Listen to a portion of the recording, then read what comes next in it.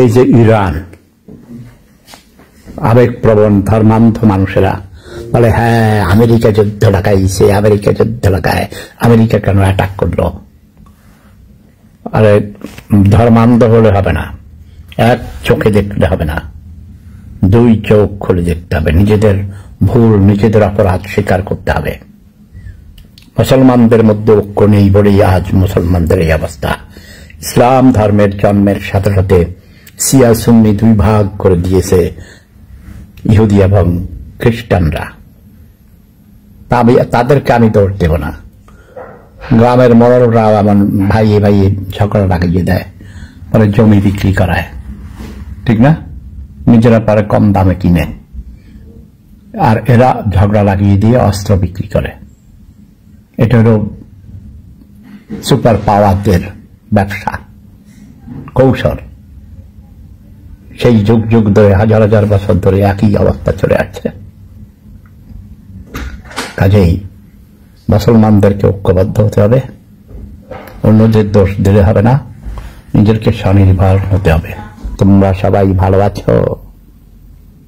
বিশেষ করে যারা আমরা প্রবাসে আছি, আমরা ভালো নেই। আমরা ভালো খাই, ভালো থাকি, ভালো পড়ি, কিন্তু 24 ঘন্টা আমরা দুশ্চিন্তায় থাকি আমাদের প্রিয়জনদের জন্য, যাদেরকে আমরা দেশে রেখে এসেছি। তাদেরকে আমরা টাকা পাঠাই, কিন্তু টাকা পাঠাইলে কি হবে? জিনিসপত্রের দাম বেড়ে গেছে, জানমালের নিরাপত্তা নেই, মা বোনের মান ইজ্জতের কোনো গ্যারান্টি নেই, সুচিকিৎসার ব্যবস্থা নেই,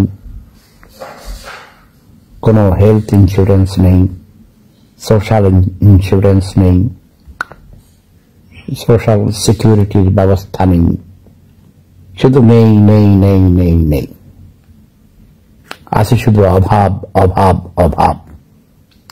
আছে দুর্নীতি, চুরি ডাকাতি, রাহাজানি, চাঁদাবাজি, অসভ্যতামি, অভদ্রতামি,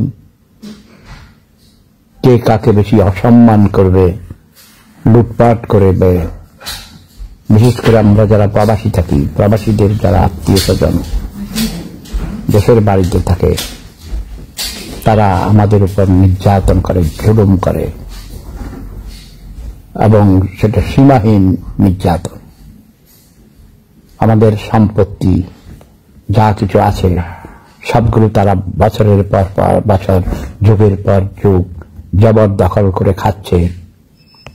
খাচ্ছে তো খাচ্ছে, বিক্রি করে পর্যন্ত জমি জমা বেদখল করা, বিক্রি করা, সবকিছু আমাদের উচ্ছেদ করে দিচ্ছে। তাদের প্রাণ হলো আমরা যেন আর জীবনেও কোনোদিন নিজের মাতৃভূমিতে ফিরে যেতে না পারি।